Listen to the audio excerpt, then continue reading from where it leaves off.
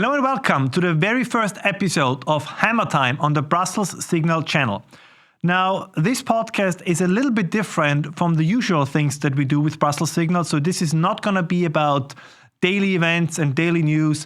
What we will try to do here is to look at the bigger picture, kind of the things that you think about, that you all feel, that all worry you, and where daily events and daily news pieces are very often symptoms, but not the cause. And we believe that if we want to find a cure for the political malaise that has affected so much of Western civilization in general, but Western Europe in particular, it is important to, and now I'm using a term that in the past was particularly popular on the left, and that is the so-called root causes.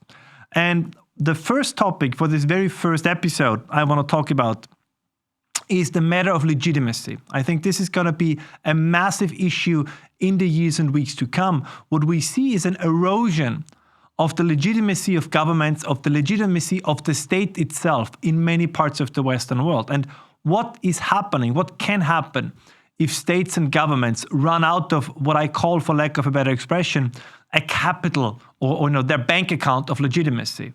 Because we tend to forget that the state is not just basing its authority on the use of force or the monopoly of force. On the contrary, a significant part of state power is that in an ideal scenario, people view themselves as part of, let's say, what the state represents. So not so much as part of the state. I think that's a little bit too much totalitarian for me. Like that's too much an organic view of the state that like, a body has different organs. So the state is also the body as a whole, and we as individuals or specific groups are bits and pieces.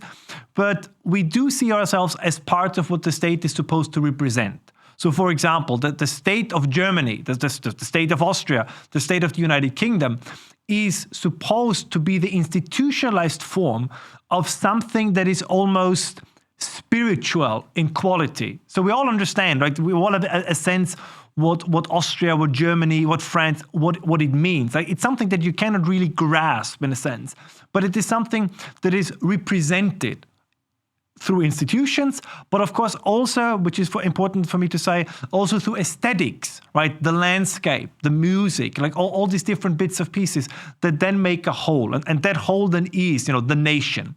And as long as we perceive the institutions, particularly the political institutions, the legal institutions that represent that state, as long as that is the case, that we view them as legitimate, we can function as a society without very little use of force by the state. And why is that? Well, because if I have a stake in these institutions, if I think their existence is justified, that they have been created with the purpose of creating the very conditions that will allow me, my compatriots, the people that are important to me, and it's important for me to say both past, present, and future, that they will create the conditions for these people to prosper, then the government, even though it has a huge say in my daily life, will not have to use a lot of force. I give you a concrete example.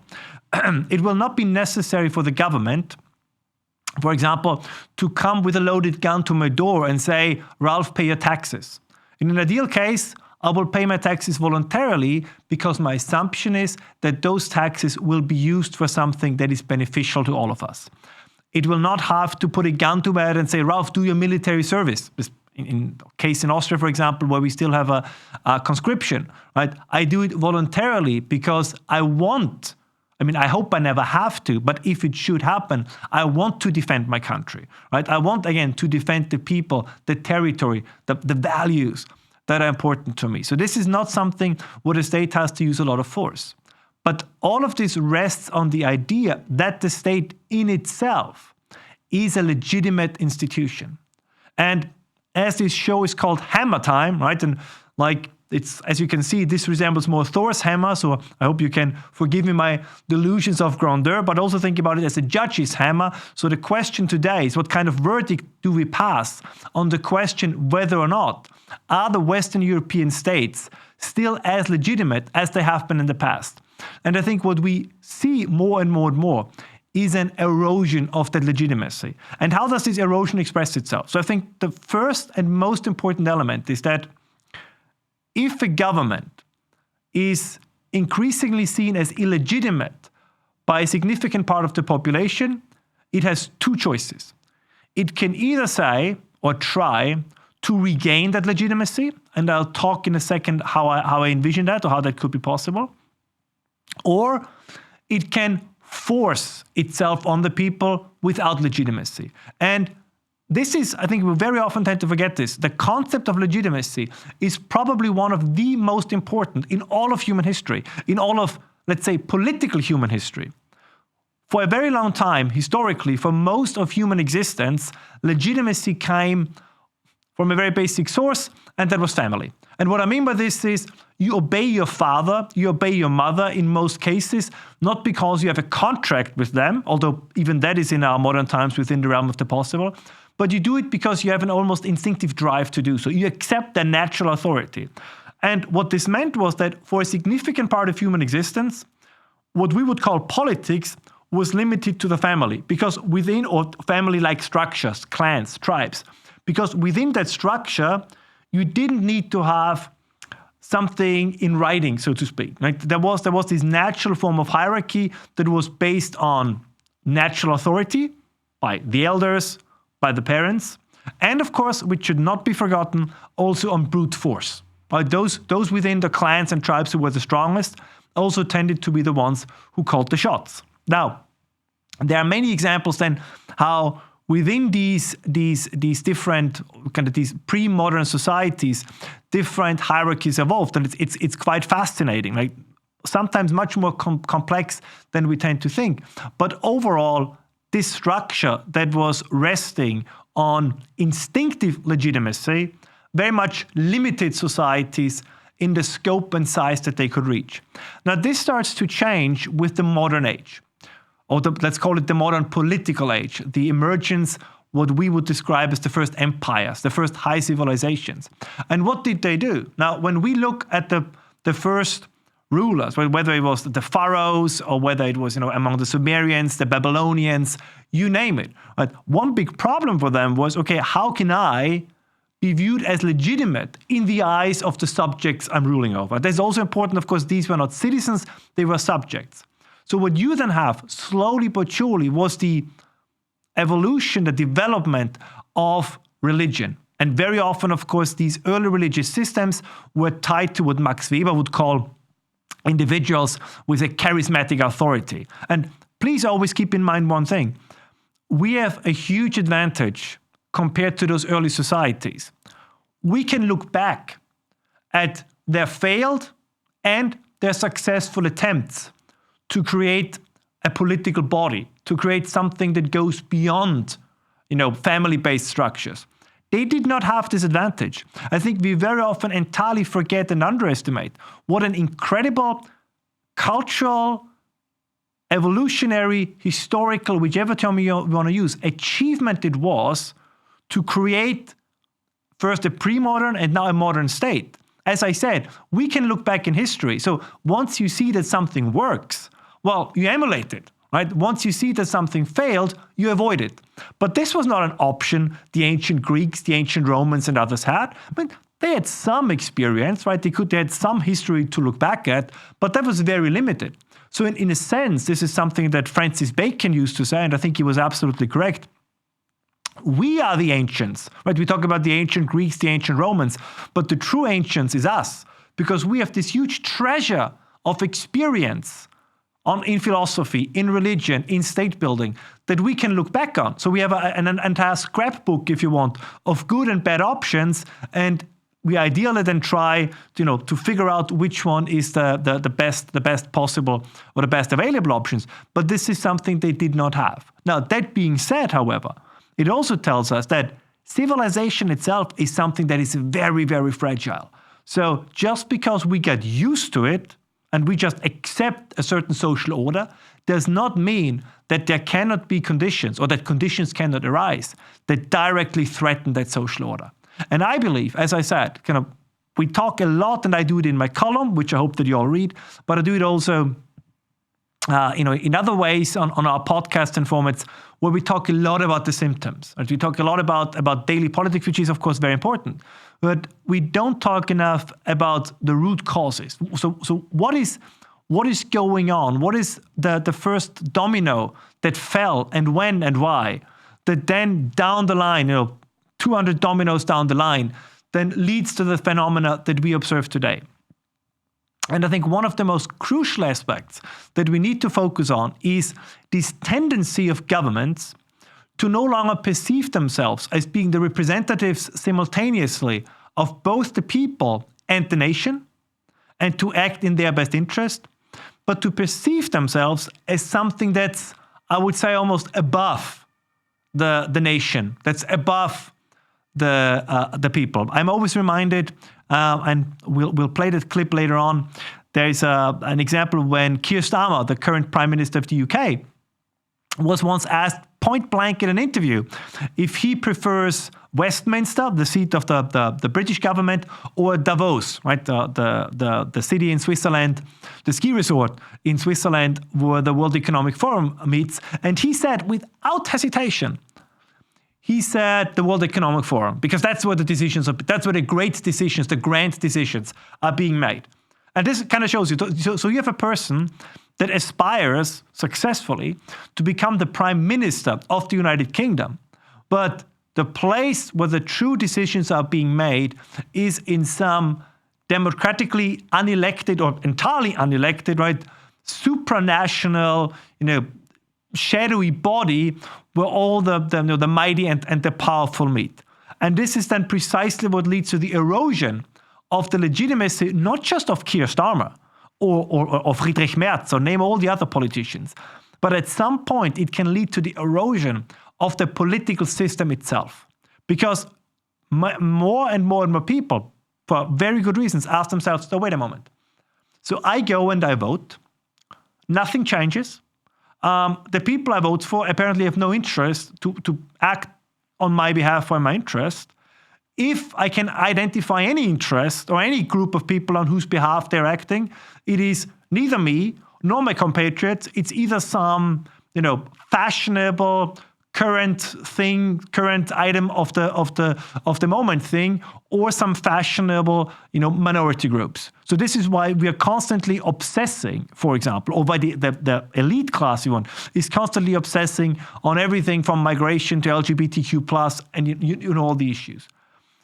Because the reason is that they feel themselves more, they feel more obligations towards these groups than they feel towards their own population. And to be very clear, they openly say this, right? This is then when they say, if it's jingoistic, it's you're little Englanders. I think this was what the current Home Secretary in the UK said, if you care about England, or it's xenophobic, neo-fascist, proto-Nazi, all these terms. We have, and this is almost a spiral then of delegitimization.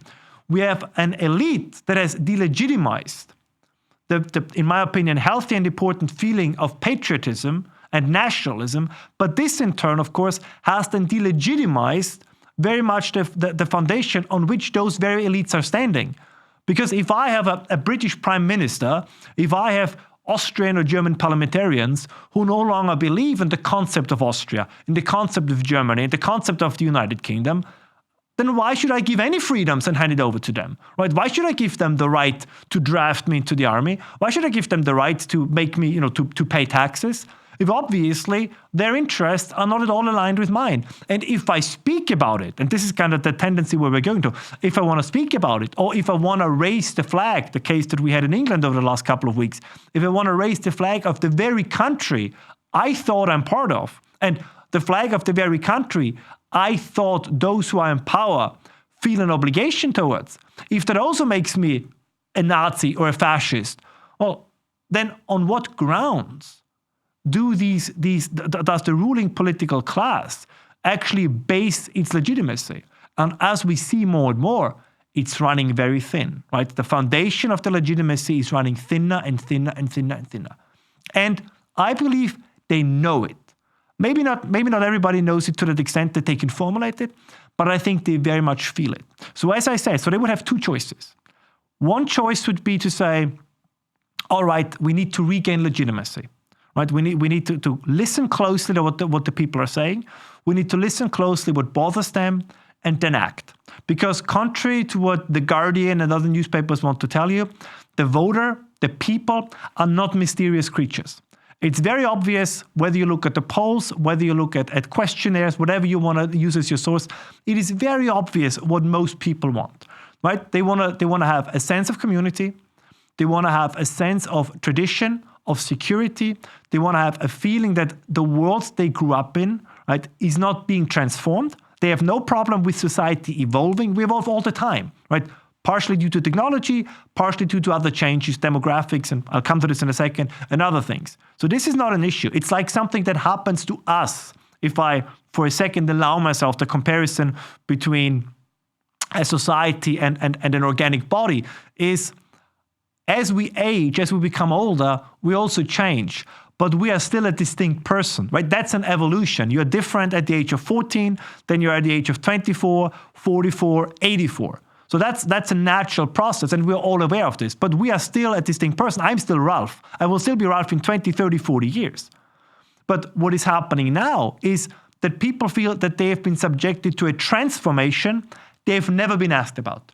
And this is one of the big things. As I said, this what mysterious, what is going on? That people say, I understand, and this is, I think, a very important defense of the people, to say, no. It is not true that even the staunchest conservative is against societies gradually and slowly evolving, right? It's the most natural thing in the world. Societies change. The laws very often change because as we become, quote unquote, very often, unfortunately, under square quotes, become more civilized, right? State, government, institutions have to adapt. And that's completely fine. Nobody has an issue with this. But it's different if you have the feeling that from the top, a transformation is formed upon you, that you are forced to accept society changing rapidly into a direction you're not agreeing with, and nobody ever asked you about it. Now, this can happen sometimes due to historical circumstances. I name one of my favorite examples. Think about the Industrial Revolution. The Industrial Revolution was something that in many ways, it happened gradually, but it also happened very suddenly.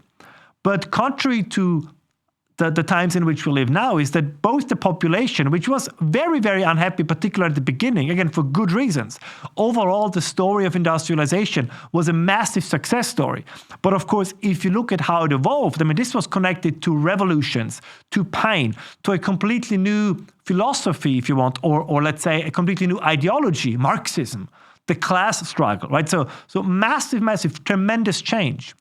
But at the same time, and this is a completely, in my opinion, untold story, as this world-shattering changes took place, and I haven't even mentioned, population increases, the population is becoming younger because child mortality was being pushed back. So lots of things were happening, many of it very good, but of course all of it connected to significant challenges as well. So what then happened was that for reasons that are worthwhile, their own podcast episode, is that governments became, especially in Europe, they became very, very competent in governing. The British, the Germans, the Austrians, the French, pretty much all of them. To different degrees, there were differences, no doubt, but overall, if you look at the tremendous challenges the 19th century entailed, the level to which the systems rose to the challenge is absolutely surprising. Now, it was not all milk and honey. We had the revolutions of 1884, of 1848.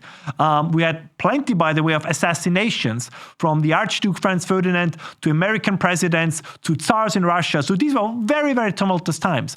But overall, there was a sense that the political system itself, this then only changed as a consequence of World War I, were seen as legitimate. Right? There was an evolution, by the way, was taking place. You had powers being shifted away from the monarchs to parliaments, to a democratic representation, the franchise, in some cases more so, in some cases less. Many people do not know this, but if you look at Germany and the United Kingdom or Great Britain in 1912, you could make the convincing argument that the parliamentary system in Germany was more democratic than the parliamentary system in the United Kingdom. I know, this is going to get me probably a lot of hate mail. I hope not from our British viewers, but it didn't really matter, right? I mean, these were different expressions of legitimacy, but they existed in all these places. Now, as I said, a lost war, the horror of the 4 years in the trenches that exhausted, I believe, to this very day, what we would call Western civilization or European civilization, took its toll. So as I said, even there, I think the rulers overestimated their legitimacy capital, if you allow me to use that expression. And by the way, even back then, there were plenty of people that saw this coming. One, unfortunately, he was assassinated shortly before the outbreak of World War I, was the Russian reformer Peter Stolpian, who made very clear that Russia is not ready for a war, and if it should engage in one, this could mean the end of the Tsarist regime, and that did happen. We know that there's very often the argument being made by fantastic historians like Christopher Clark, who said that, who wrote the great book, The Sleepwalkers, about the outbreak of World War I. But if you take a very close look, what you will see is that actually they didn't really sleepwalk into it. Now, if you read the personal correspondence of Winston Churchill and others, they all were very much aware that this could be a war to end, and I'm only slightly paraphrasing here, to end European civilization. So the question, why did they still do it, I think is testament or witness to the tremendous power of culture. Because in hindsight, they probably could have stopped it, but there was a sense that it is inevitable. There was a sense that better do it now than do it later. There's nothing that can be done about it. And as I said before, if you read the correspondence, also, by the way, of many of the military leaders, you had in the kind of middle class press, in the bourgeois press, you had some excitement about the war or the outbreak of the conflict. But even within the military, right, there was a sense of foreboding, a sense of dread. So if there's any interest, and please leave it in the comments, I'd be happy to do an own episode on the outbreak of World War I, because I think there's a lot that has been misrepresented or kind of a revisionist history that does not really depict how things truly unfolded. But my point remains the same, that you had these political systems that, despite their flaws and their problems, were seen as quite legitimate. It took then, as I said, in this case, it was a war that took the legitimacy away. In the European case now, what we observe, I believe it is particularly the issue of mass migration that is taking legitimacy away. And I have to admit, I'm befuddled. And we very often talk about the so-called elites on this show. And very often the answer is, well, what do you mean by that? Who are these elites? I mean, isn't it like a little bit of a cop-out? You use a term, you use a phrase that could mean everything. So let me try to explain it a little bit to make it clear. I think what we mean by elites are people in society who formulate the generally accepted views, that are the ones that are generally then described as, moderates, centrists, status quo individuals, politicians, philosophers, intellectuals, you name it. And this is also my definition of the elite. It's those who try to defend the status quo at all costs. So even though the world around them is changing, they still want to maintain something that is basically no longer there. And a very good example of this is somebody who, this is not an attempt of me to pick something out and kind of criticize them or mock them mercilessly. I actually, it's a person of whom I in the past had great respect, is Francis Fukuyama of the End of History fame. And Fukuyama, who is now also on Substack, so again, I recommend him. I think he's still an insightful author, an insightful writer, although at least parts of his brain, I'm afraid, have been completely wrecked by a Trump derangement syndrome. And he published this piece recently where he talks about why is there this rise of right-wing populism in the West. And I think it's 9 points, if I recall correctly. And it's all kinds of things, economic issues. His final conclusion is it's all about the internet, or it's all about we spend too much time in front of screens.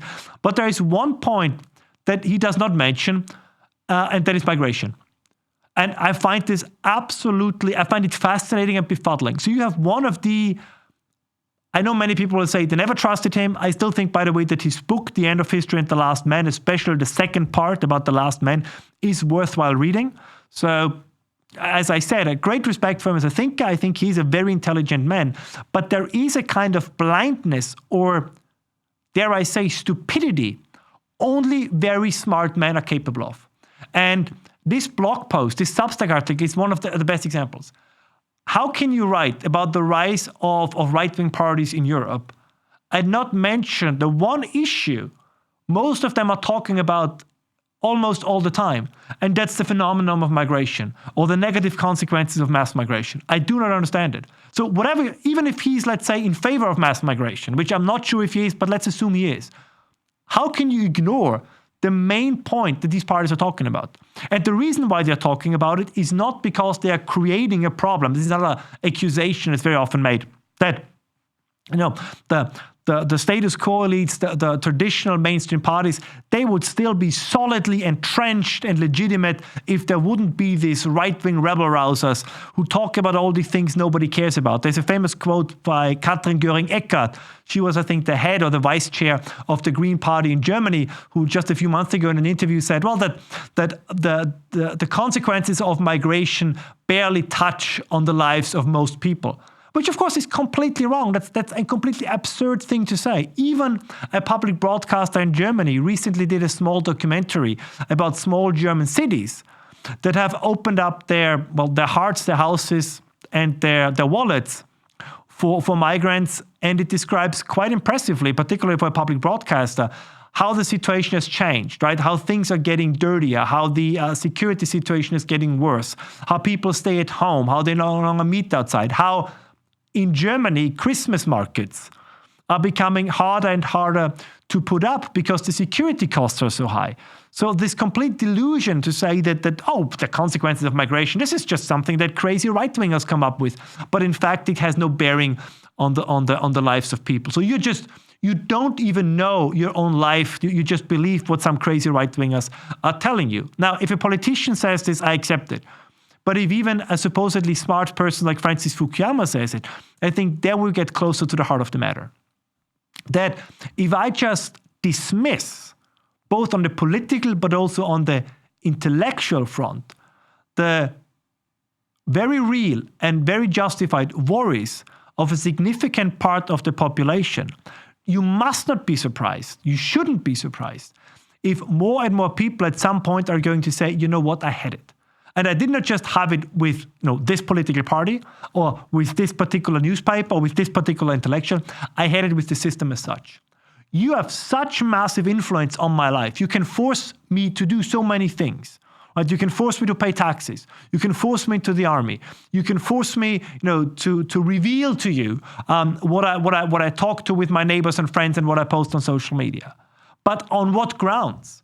Are you really doing it because you're interested in creating the conditions for a prosperous functioning society for the very people you supposedly speak and work on the behalf of? Or are you doing it because you understand you're running out of legitimacy? And I think this is the second part of that. So if you're not willing to increase or regain legitimacy, what, for example, by the way, governments in Denmark have been trying to do, governments in Sweden have been trying to do. If you don't attempt to regain legitimacy, the only way to stay in power is suppress those who point the finger at you and say, you know what, you're no longer legitimate. Like, you no longer have any right to rule, any right to govern because you broke the social contract. We agreed that I, as a citizen, give up certain freedoms, that I hand tremendous powers in the hands of elected representatives of the government of the state because I trusted you, I relied on you to, first of all, take these tremendous powers, take care of them responsibly, and in the interest of the German, the French, you name it, people. But that is no longer the case now, is it? If you make the argument that, for example, I don't care what the people think because it is more important to me what the European Convention on Human Rights says. I don't care what local courts are doing because it is more important to me what some court in Brussels does. Or, by the way, the same taking place also within the legal system itself. Right? If I have judges, if I have the supposedly legal institutions that say, well, I don't care about the people, I only care about some higher, supposed ideological goal. All of these institutions, for very good reason, will lose their legitimacy. And this truly is playing with fire. Now, You're all familiar, probably. We did a fantastic podcast with him on Brussels Signal Horizon. So if you haven't seen it, I highly recommend that you take a look at it. With David Betts about the potential for civil war coming to the West. Now, we can quibble whether it's going to be civil war or communal unrest or violence, whatever then you want to call it. But that at some point, for more and more people, this condition of illegitimacy of the government will become unbearable, I think goes without saying. And there is a famous quote by Karl Marx. And Karl Marx once said, and paraphrasing, he was referring to something similar that Hegel said. He said that history repeats itself first as tragedy and then as farce. I believe he got it almost right. He just got it upside down. Well, we are currently in the stage of farce. And what I mean by this is it's exactly all the things when you open up the newspaper, and be honest to yourself. Like every time you open a newspaper or your newsfeed on your phone, there will be some piece of information where you just shake your hand and say, oh my God, this can't be true. They can't be serious, right? That doesn't matter what it is, whether it's from the realm of migration to the whole gender issue, to the ideas in the tax code, arresting people for social media posts. Almost every day there's something I think, okay, it's so ridiculous, it can't be true. But this is the stage of farce. If we are lucky, the new movements that have arisen as a reaction to this farcical state we are in, Reform in the UK, Le Pen in France, the AfD in Germany, the Freedom Party in Austria, if we're lucky, they come into power soon enough, and they can then reverse this erosion of legitimacy that is not just affecting the political parties, it's affecting the entire political system, it's affecting the entire social contract you live in, right? And they can turn the ship around so that we then move from farce back to normalcy. If they would not succeed, if they will not get into power, and as I said, the current governments, the current ruling elite is doing everything they can to prevent these movements and these parties from getting into power. So they believe we can normalize the ridiculous. We can normalize the state of farce we're in. But that is never going to happen. There will be another consequence. So if the AfD, if the Freedom Party, if they never get the shot, if they never get the chance to do things differently, you will move into tragedy. And tragedy, I think, is then what David Betts describes. That more and more groups that are supposedly under one government, under one political authority, will start to do their own thing. Right? You see this already in parts, right? Among, for example, it begins at the fringes, if you want. It begins, for example, in the migrant groups. Right? They say, you know what? I don't care about the laws of the UK. I don't care about the laws of Germany, Austria. I do my own thing, whether it's Sharia law or something else. And wherever they can get away with it, they will break the law or they will ignore the law. But like anything else, if you have this kind of bad behavior, it will spread. Because at some point, the British people, the English, the Austrians will say, no, wait a moment. If there's one group of people in my country that does not have to obey the law, why do I have to obey the law? Right? The idea was that there is a social contract between me and the government and that I actually voluntarily obey the law because it is something that made me as an Austrian, it was part of my Austrian identity, if you want, or my British identity.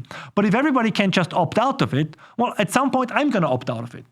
And then the state has only one way to keep everybody in check, and that is by more and more authoritarian force.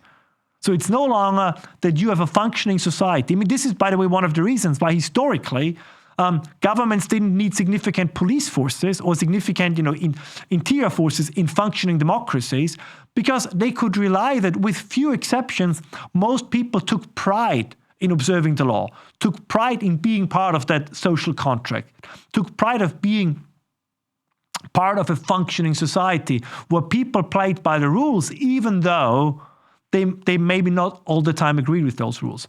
But if you allow some to opt out of these rules, more and more people will do it. So this is then the dilemma in which we find ourselves. So either the state regains legitimacy by saying, listen, there are two things. First, this is no cherry picking. You cannot just opt out and opt in as you see fit. And secondly, in the land of the English, in the land of the Austrians, in the land of the Germans, it's the English, the Austrian, and the German law that matters most. They are the original party, if you want, to the social contract. And we understand if you come from somewhere else and you have different traditions and different cultures, where it does not come into conflict with our values, feel free in your privacy to still adhere to those.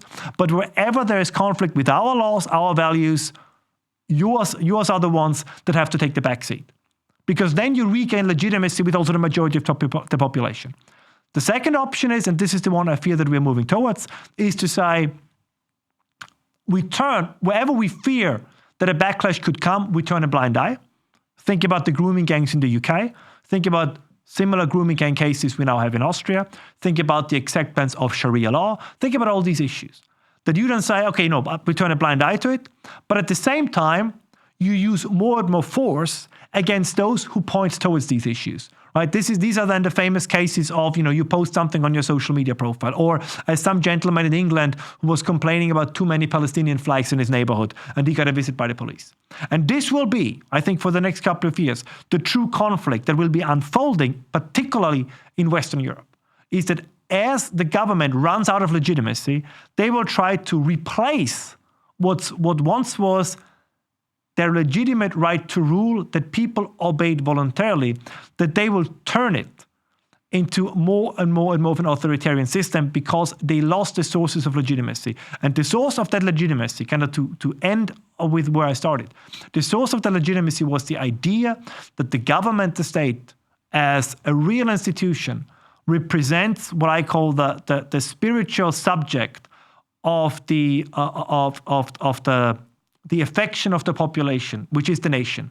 That you say, right, I love the United Kingdom, I love Germany, I love Austria, and this love to something that, of course, to a large extent is a spiritual element that is transcendental, right, is also embodied in certain institutions. And I obey those institutions, I follow them, I allow them to have huge impact on my life, because I see them as the embodiment of something higher that I believe in. In a sense, if you want, like the Catholic Church, right? You obey, if you believe in Catholic, you obey the prescriptions of Catholicism, because for you, this is the institutionalization of God as a supernatural being, right, with whom you cannot directly converse. And I think this tension, as more and more people say, wait a moment, whatever it is that you institutionalize, it is not the thing, it is not the object of my affection, the more and more they will turn away from it. And this then will create the conditions for revolutions, for civil unrest, and much more. Or as Marx would say, for tragedies that are yet to come. As I always say, here at Brussels Signal, we don't predict this because we want it to happen, but we fear it to happen.